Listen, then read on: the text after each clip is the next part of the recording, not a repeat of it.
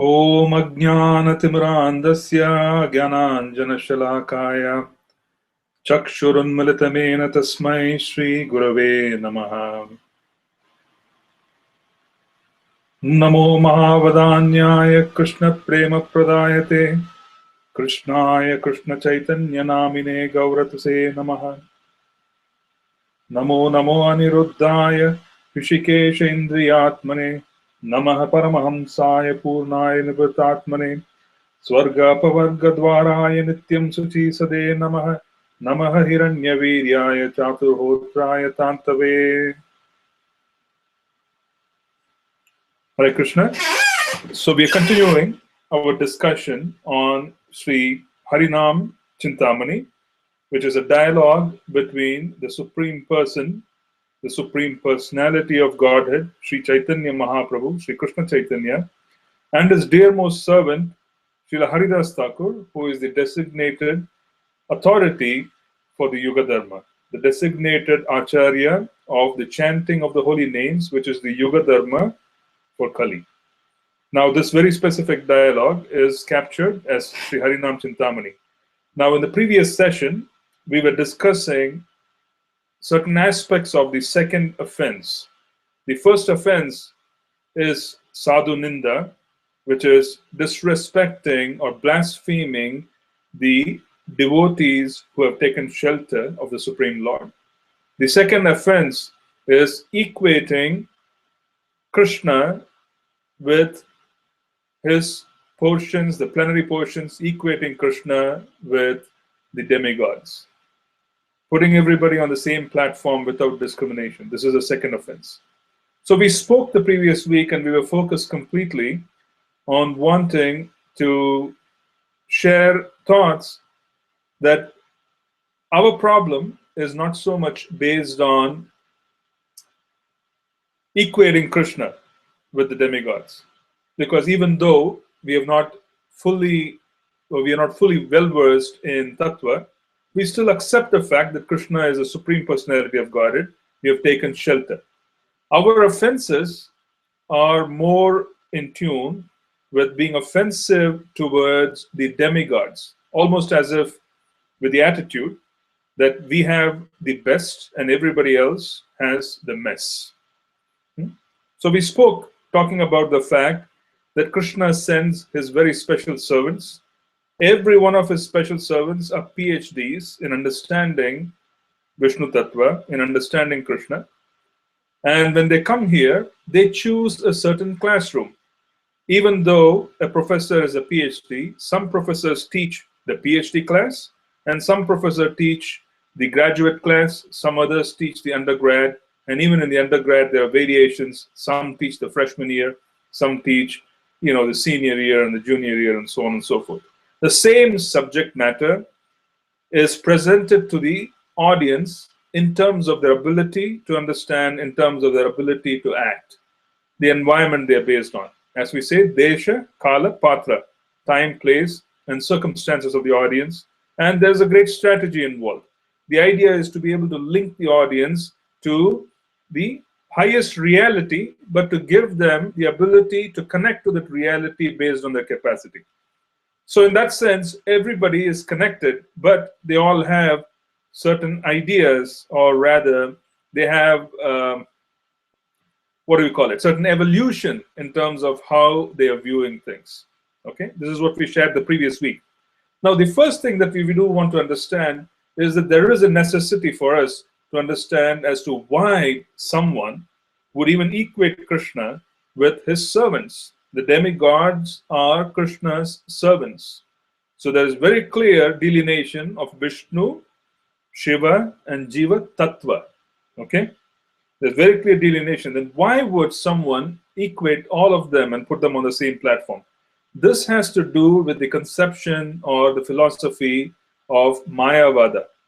In the philosophy of Mayavada, the understanding is that there is no difference between God, which is Vishnu Tattva. There's no difference between Vishnu, Shiva, and Jiva. There is no difference. Why? Because they believe that the highest conception of God is Brahman. They do not believe that the form of the Lord is real. They believe that it is temporary. They even say it is false, it's Maya. As a consequence, if the form of Krishna is indistinguishable from Krishna to Lord Shiva, to Lord Brahma, to Jivas, then everybody is on the same platform, because everybody, after they leave the material world and they pass on and leave the body, are finally going to merge into the existence of the Supreme in beyond the spiritual sky. They believe in the existence of a spiritual sky. They agree in the fact that the whole creation, which includes the spiritual material, 3/4 is spiritual and 1/4 is material. All of this, there is no confusion. They agree with the fact that there is Supreme and there is, the individual. They agree with that. But then they do not believe in the existence of form. They believe in the formless Brahman to the point where they deny the existence that Krishna has individuality. Therefore, their whole objective of human liberation is to simply leave the body and to merge into the existence of Krishna. And for us, who are servants of the Lord, merging into the existence of Krishna is suicide. Why would we want to give up the extraordinary pleasure, the extraordinary relationship that we enjoy and we have been taught by Krishna? Why would, for example, why would Yashodamai want to give up the conception that Krishna is a child? If Krishna is a child, is a reality in the material plane, how difficult it would be for her to give up this conception once we start looking at everything in Goloka. It's absurd. So we do not believe the fact that Krishna's form is material. So all the misconceptions of equating the demigods, equating Jiva, equating Shiva, equating Vishnu, putting everybody on the same platform, comes from the fact that there is a belief, or rather there's a firm tattva of understanding that everybody is going to merge into Brahman and Brahman is supreme. We do believe in the existence of Brahman, but we also say that there is Paramatma. We also say there is Bhagavan who has a form. The 3 different levels. The personal form of the Lord. And we also have a hierarchy, because without understanding the fact that Krishna's form, his pastimes and everything else is real and everything else is completely transcendental, it is very, very, very difficult for anyone to go beyond equating him with everyone else. So that's the fallacy which has resulted in the fact that people equate Krishna with everybody else. Shiva is the same, Krishna is the same, right? Lord Brahma is the same, the Jiva is the same. I am God, you are God, everybody is God. Okay, that is the reason why you have so many avatars manifesting in India on a periodic basis, even in the 20th century. Why do we have these avatars coming up? Even though there is no spiritual sanction, there is no scriptural sanction. There is absolutely no praman in the scriptures that Kalki is going to come. But there is Kalki. Why? Because that personality thinks that he is God, you are God, I am God, everybody is God. So why not? Why can't Kalki manifest in 2014 or 2012 or 2011? Because this is a serious flaw in the understanding and the conception and digestion of Tattva. This is Advaitavada. Advaita. There's no difference between you and me. Right? We believe in Achintya Beda, Abeda Tattva, which is given by Sri Chaitanya Mahaprabhu. A very close approximation is the Vishishta Advaita Tattva given by Srila Ramanujacharya. Okay, so fundamentally, without going too deep into it, because this class, it's beyond the capacity of this class or discussion to just go deep into Tattva, but we should have an understanding that we believe that we are qualitatively the same as Krishna. We are part and parcel of Krishna, but we are minuscule. We are quantitatively minor. Okay, the Mayavadis believe that there is no such thing as quantitatively minor. Everybody is equal. Okay, and the form that the Lord manifests is also temporary, it's material. Srila Prabhupada gives this notion that if someone wants to eat kheer, a bowl of sweet rice, and while eating sweet rice, they find a few grains of sand. And by tasting this few grains of sand, they condemn the sweet rice which they eat because it's leaving a bad taste in their mouth. And then they go on to say that every bowl of sweet rice will taste like this. That's the philosophy.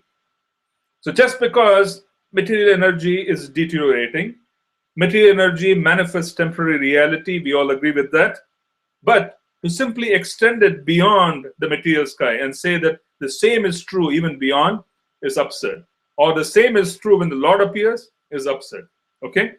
The first most important verse in this regard, which is given by Krishna in the Bhagavad Gita, is the verse 4.9, the chapter 4, Transcendental Knowledge, and ninth verse, Janma Karma Chame Divyam Evam Yo Vetti Tattvataha Tektva Deham Punarjanmaneti Mam Etito Arjuna. Now, a very important word, Janma Karma Chame Divyam Evam Yo Vetti Tattvataha. He's saying, understand this through the process of Tattva. Okay? And what is Tattva? Tattva is reality. Understand my appearance, my pastimes, and everything being transcendental through the process of understanding that this is absolute reality. It is not apparent reality. What is apparent and what is absolute? Apparent is that which we observe and understand through our senses. Okay? But Tattvataha is absolute reality. Absolute reality is that which is defined by bona fide scripture, bona fide sadhu, shastra, guru. So we understand the appearance and the pastimes and the transcendental form of the Lord, everything through tattva. That is the point. Janma karma chame divyam evam yoveti tattvataha. One who knows the transcendental nature of my appearance and activities does not upon leaving the body take his birth again in this material world, but attains my eternal abode, O Arjuna. So Krishna is saying, okay, this problem is there of tattva. Understand reality. Do not understand reality by thinking that I am also a part of the relative reality that's found in this world. I am not a part of the relative reality. I am absolute reality, tattvataha. Understand this through examining scripture with the aid of sadhu and guru, the tripod. Okay? Janma karma chame divyam evam yovetti tattvataha. Okay? Now the Srimad Bhagavatam, which gives the complete proof of the superiority of Krishna, that's given in the first canto and chapter 3. Krishna is the source of all incarnations. Okay? Krishna is the source of all incarnations, and this is being explained. So the whole chapter is basically focused on sharing the different appearances of the Supreme Lord, the different avatars, one by one. Okay? They also give a purpose, because the avatar does not appear without purpose. So the verse 1.3.28, which is basically the Paribhasha Sutra, it is the Paribhasha or the essence of the Srimad Bhagavatam. Okay? It is the essence of the Srimad Bhagavatam. Ete chamsha kala pumsaha Krishnastu Bhagavan Swayam Indrari Vyakulam Lokam Mridayanti Yuge Yuge. Krishnastu Bhagavan Swayam is established in this verse, and which is the whole purpose of rendering and offering Srimad Bhagavatam. Okay? The translation by Srila Prabhupada, all of the above mentioned incarnations are either plenary portions or portions of the plenary portions of the Lord, but Lord Sri Krishna is the original personality of Godhead. All of them appear on planets whenever there is a disturbance created by the atheists. The Lord incarnates to protect the theists. The Lord incarnates to protect the theists. Okay? So he is an avatari. Krishna is avatari. He is the origin. He is the origin of all the avatars. So let's talk a little bit about Krishna and understanding why amongst the Vishnu Tattva, or maybe we should just talk a little bit about Vishnu Tattva and expansions, and then we will get into Krishna. Okay? The first avatari is Krishna. He is the source. The first expansion from Krishna is Balaram, and this is in Goloka Vrindavan. First expansion from Krishna is Balaram. Balaram expands into Vasudeva, Sankarshana, Aniruddha, Pradyumna, Aniruddha. It is Balaram who expands into the Chaturvyuha. Vasudev, Sankarshan, Aniruddha, Pradyumna. He expands into the Chaturvyuha. It is this particular Chaturvyuha who manifest their pastimes in Dwaraka Leela. So the original Bhagavan Krishna, who is a Vrindavan Vasi, who is a Brajvasi, stays in Braja. He never leaves Braja. It is Balaram who is the servitor Godhead, who exists. There is no pleasure for Balaram other than wanting to serve. His sambandha with Krishna is to serve. Okay? Even when we read that Balaram has a rasa dance with his gopis, we read about it in the Krishna book, we read about it in Srimad Bhagavatam. Even when we say that Balaram has his own consort, okay, Balaram's only pleasure at all is to serve and be able to assist Krishna. There's no other pleasure for Balaram. There's nothing else. He is a servitor Godhead. Balaram has absolutely no other motive. So he would not want to disturb Krishna and his pastimes in Golok Vrindavan. So it is Balaram who expands and he becomes Vasudev, Sankarshan. Vasudev is Vasudev Krishna. Sankarshan is Balaram. And then there are Aniruddha and Pradyumna and so on in Dwaraka Leela. Now from the same Sankarshan who has expanded in Dwaraka, right, or the Mula Sankarshan, who is Balaram himself, you have the Purusha avatars. He expands into Mahasankarshana. And he also expands from Mahasankarshana into the three different Purusha avatars. Karanodakashayi Vishnu, Garbhodakashayi Vishnu, Kshirodakashayi Vishnu. Karanodakashayi Vishnu is lying on the causal ocean. Karanodakashayi Vishnu, he is lying on the causal ocean. He is in Yoga Nidra. Every time he breathes in, all the universes get destroyed. Every time he breathes out, the universes get manifest. And when the universes get manifest, Karanodakashayi Vishnu expands to support the universes. He goes and lies on Ananta on an ocean called the Garbhodaka ocean, and he is called Garbhodakasai Vishnu. From the navel, right? From the navel, from the Nabi, he's called Padmanabha. He's got a lotus-like navel, right? He also is called Padmanabha because from his navel, Garbhodakashayi Vishnu, who is the origin of all creation, he manifests a lotus, and all the planetary systems are situated on the lotus, and top of the lotus and top of the stem, Lord Brahma sits. The master engineer sits on top of the lotus to create to engage in the process of creation. His origin is the Garbhodakashayi Vishnu. That is why he is called Swayambhu, because he comes from Garbhodakashayi Vishnu, right? He sits on top of that. Now, Lord Garbhodakashayi Vishnu expands into Kshirodakashayi Vishnu. Kshirodakashayi Vishnu is the Purusha avatara who actually come into the material sky in different incarnations. So we hear about Lord Kurma, Lord Matsya, Lord Varaha, and so on. I'm sorry, they all come into this world from Kshirodakashayi Vishnu. He is the origin of everyone. He is also the super soul in our hearts, the Paramatma, and he guides us based on our desires. If we want to forget Krishna, he says, okay, here's the route. If we want to remember Krishna, he directs us accordingly to a sadhu, so that we could engage in service and remember Krishna. So now you have Balaram from Vrindavan expanding into the four Chaturvyuha. And then from Balaram in Vrindavan, you also have the position of the Purusha avatars, which starts with Mahasankarshana. And then you have Mahasankarshana manifesting his results as Karanodakashayi Vishnu, manifesting as Garbhodakashayi Vishnu, again coming as Kshirodakashayi Vishnu. There is really no difference between the different Purusha avatars. It is more a situation of their functionality. Okay? They're all Vishnu Tattva.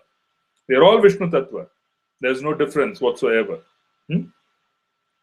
So the same personality who lies on the ocean, okay, also has a desire to impregnate souls and create. At that point in time, he glances at material energy to impregnate material energy with souls. That particular glance is Lord Shiva.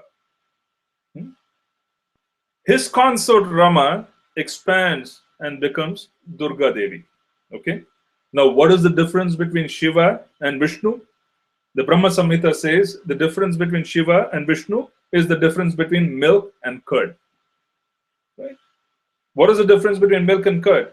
Milk can become curd, and in one sense, there's no difference between milk and curd.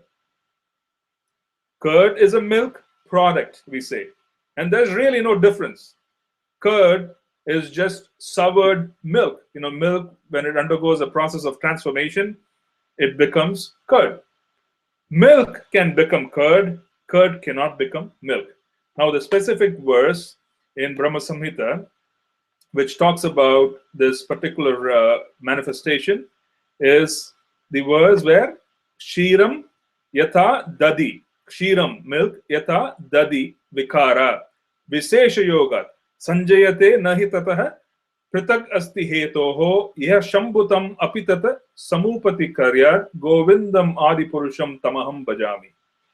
Just as milk is transformed into curd, yogurt, by the action of acids, but yet the effect curd is neither the same nor different from its cause, milk. So I adore the primeval Lord Govinda, of whom the state of Shambhu is transformation for the performance of the work of destruction.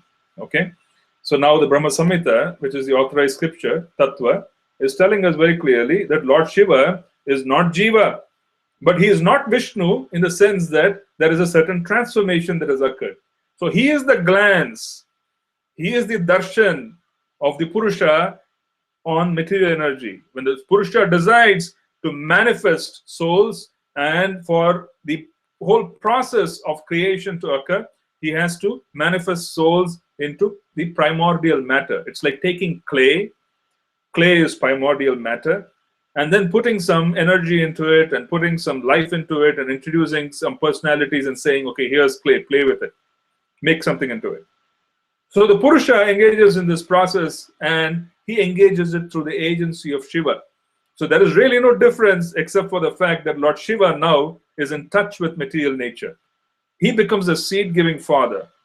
Rama, who is the consort of the Purusha, who is the original Purusha, Vishnu, now becomes Durga Devi or Parvati to perform the function of the external energy. Lord Krishna or Vishnu, they do not come directly in touch with external energy, but they expand as Shiva and they come in touch with material energy. Okay. Now we understand that in one sense there is no difference between Shiva and Vishnu. They are the same. But in another sense, there is a difference because Shiva is a transformation. So we understand that, right? So now we also have to understand that Lord Brahma is Jiva Tattva. He is Jiva, but he has 50 qualities and some more qualities in full. He has 50 qualities in full and a few other qualities, but not in full. Lord Shiva has 55 qualities in full.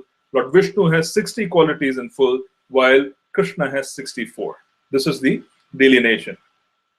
Now, Lord Brahma is a position. Sometimes when Krishna sees that there is no one who is qualified to take up the position of Brahma, he becomes Lord Brahma for certain particular periods. Krishna takes up the position of Indra if Lord Indra is not qualified. In other words, Jiva, which is you, I, everybody else, if we become pious enough by following the rules and regulations given in the Vedic Shastra, we have the ability to occupy the position of Indra at some lifetime. We have the ability to occupy the position of Lord Brahma. So there is a possibility. Jiva can never be Shiva. Jiva can never be Vishnu. No scope. We can become Brahma. So Lord Vishnu sometimes occupies the position of Indra. He sometimes occupies the position of Brahma. Why? Because he does not find a qualified Jiva. It's like, filling positions in the corporate world. He does not find someone who is qualified enough to take up the position and take up the role. So he brings forth and he becomes, the particular personality to manage that function. Okay? So we have all of this as a part of managing the universe, but there is a distinction. There is a hierarchy. So you have Jiva, you have Shiva, and then you have Vishnu. Very different. Okay? So these are the differences. Now we also have to understand as to amongst the different Vishnu avatars, let's understand Krishna. Why is he so special? What is so special about Krishna? So if you want to understand the Purushas, if you want to understand Vishnu Tattva, you also have to understand that they have, you judge the qualities of a person by very specific attributes. So we can look at the name Bhagavan. Okay, what is Bhagavan? Bhagavan is someone who has 6 opulences in 4. So you have wealth, you have fame, you have power, right? You have knowledge, you have beauty, and you also have renunciation. These are 6 different opulences. And these 6 opulences are fully present in Krishna, and they manifest themselves when he engages in service. The other distinction which is being given in Shastra, he has 64 qualities, right? We spoke of the fact that he has 4 more qualities compared to Lord Narayan. We also spoke of the fact that he has all the qualities. Now let's look at what Krishna did when he manifested his pastimes. He spoke the Bhagavad Gita, which is Vedanta. So he displayed complete knowledge. He did not speak Shastra while he appeared as Lord Narasimha. Krishna spoke. Now I'm giving you a distinction. Beauty, unsurpassed beauty. Even Lord Narasimha, Lord Varaha, everybody is beautiful. But Krishna, unsurpassed beauty. Right? So we covered knowledge, we covered the act of beauty, right? Power, extraordinary power. He displayed extraordinary power. Okay, the other avatars also displayed extraordinary power. Lord Narasimha displayed extraordinary power. Right? Lord Varaha displayed extraordinary power. So we have knowledge, beauty, power.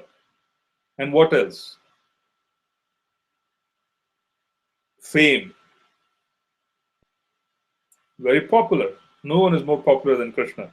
Krishna is most popular. Fame. What is the 5th quality? He displayed renunciation. How did he display renunciation? He displayed renunciation, given in the Shastra, that he did not force Arjuna into acting. He gave him knowledge and empowered him, but he did not force anyone to act. He gave them complete free will. He was completely renounced, untouched by the various leelas that he displayed. Completely untouched, completely renounced. He is avatari, completely unaffected. You may find this attribute in other avatars as well. But all 6 attributes manifesting themselves to the fullest nature is only found in Krishna. Plus, you have the 4 qualities out of the 64, which are extra. He's the only personality who has 64 qualities. He is surrounded by extraordinary souls. He attracts people by the flute. He is extraordinarily beautiful, right? So he is surrounded by extraordinary devotees, very intense devotees. So now let us just go a little deeper and understand what else we can share about what else Srila Prabhupada talks about the superiority of Krishna. He says this. He says that Lord Parashurama and Lord Narasimha displayed unusual opulence by killing the disobedient Kshatriyas 21 times, killing the greatly powerful atheist Hiranyakashipu. Okay. How powerful Hiranyakashipu was, but even Hiranyakashipu was cut into small pieces by the nails of Lord Narasimha. The Lord's empowered incarnation Narada and plenary incarnation Varaha, as well as the indirectly empowered Lord Buddha, created faith in the mass of people. The incarnations of Rama and Dhanvantari displayed his fame. Balarama, Mohini, and Vamana exhibited his beauty. Dattatreya, Matsya, Kumara, and Kapila exhibited his transcendental knowledge. Naranarayan Rishi exhibited renunciation. All the different incarnations of the Lord indirectly or directly manifested different features. But Lord Krishna, the primeval Lord, exhibited the complete features of Godhead, and thus it is confirmed that he is source of all the other incarnations. Most extraordinary feature exhibited by Lord Krishna was his internal energetic manifestation of his pastimes with the cowherd girls. His pastimes with the gopis are all displays of transcendental existence, bliss, and knowledge. although these are manifested apparently as sex love. The specific attraction of his pastimes of the gopis should never be misunderstood. Okay. According to Srila Jiva Goswami's statement, in accordance with authoritative sources, Lord Krishna is the source of all other incarnations. It is not that Lord Krishna has any source of incarnations. All the symptoms of the Supreme Truth in full are present in the person of Lord Krishna, and the Bhagavad Gita, the Lord emphatically declares that there is no truth greater than or equal to himself. In this stanza, the word Swayam is particularly mentioned to confirm that Lord Krishna has no other source other than himself. Although in other places the incarnations are described as a Bhagavan because of their specific functions, nowhere are they declared to be the Supreme Personality. In this stanza, the word Swayam signifies the supremacy of the Samam Bonam. So, Srila Prabhupada also defined his mission as coming here to establish Krishna as the Supreme Personality of Godhead. This was also Prabhupada's mission. Okay, so we looked at a few things. We looked at the fact that, number one, there is a serious misunderstanding in terms of the basic understanding of Tattva, which is Advaitavad, which equates everybody, and as a consequence, their goal is also Brahman, where they believe that even the transcendental features of the Lord, his pastimes, are all temporary realities. That is the fundamental flaw.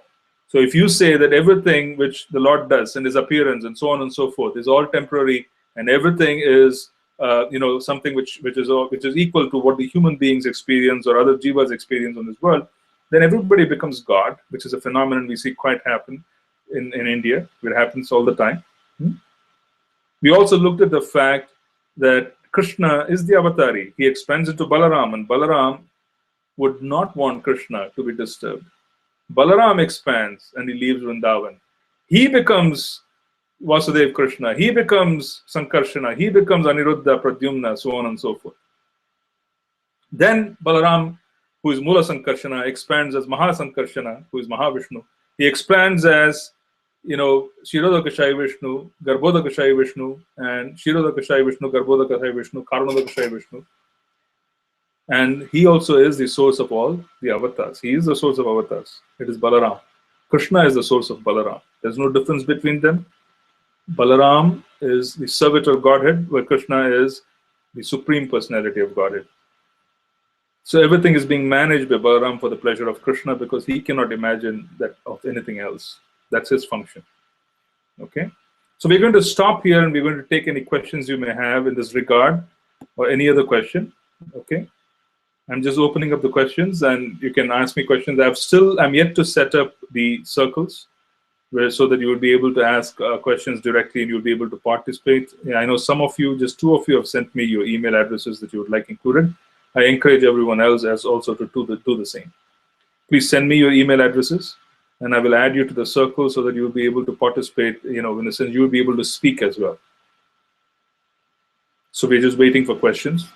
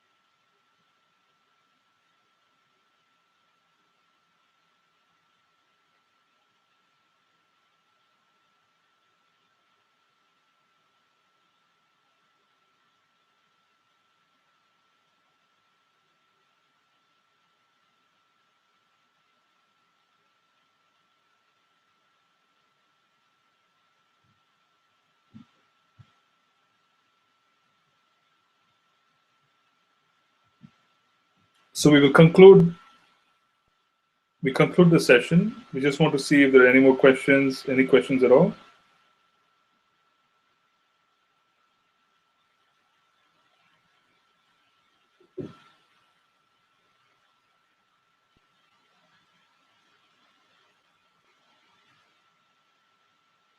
Okay, so we conclude the session. We just quickly summarize. We complete the discussion on the second offense. The second offense is the offense of equating Krishna with the demigods, equating Krishna with different personalities. So we undertook the discussion the previous week of ensuring that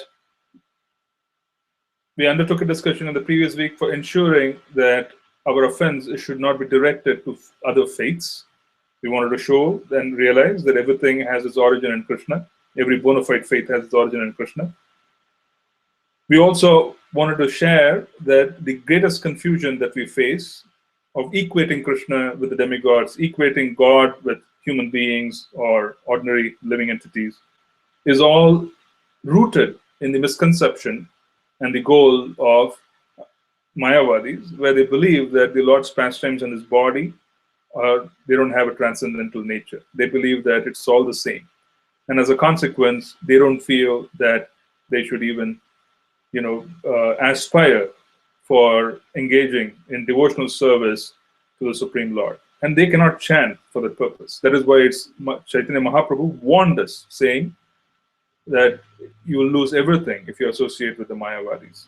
That was his warning, and it's a fact, because you will receive knowledge which will contradict your very existence, and there's nothing worse than that. Okay? So we also looked at why Krishna is supreme. Krishna corrects this fact in Bhagavad Gita 4.9. He says, understand Tattva, and through Tattva, understand that I'm transcendental.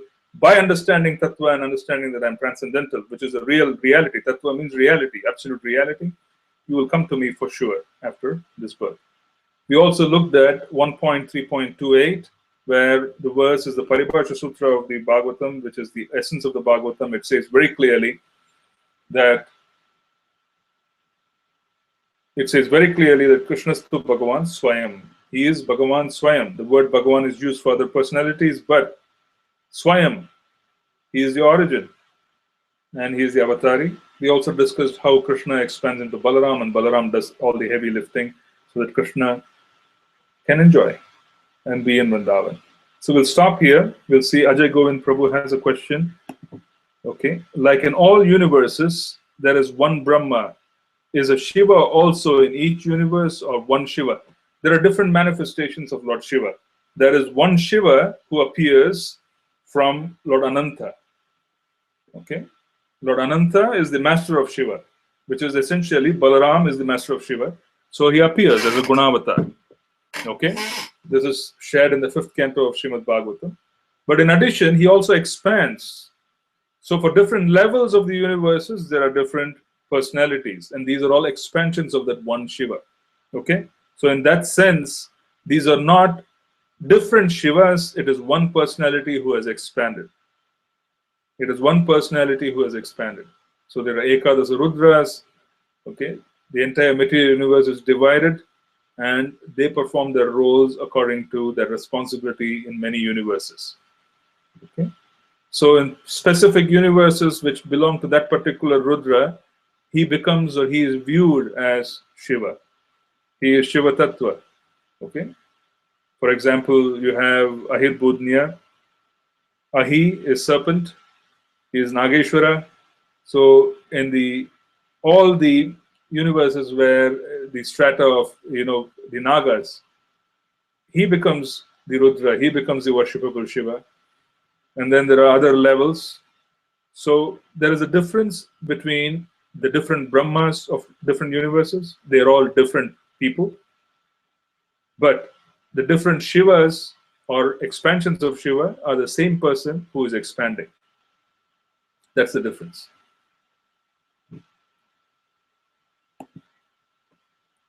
Any other question? Okay. Since there are, you can write to me, and I'll be more than happy to explain. Or you can submit your questions beneath the class when it is loaded on sandhini.com, and I would be very happy to address your questions even there. Okay. Srila Prabhupada ki Jai.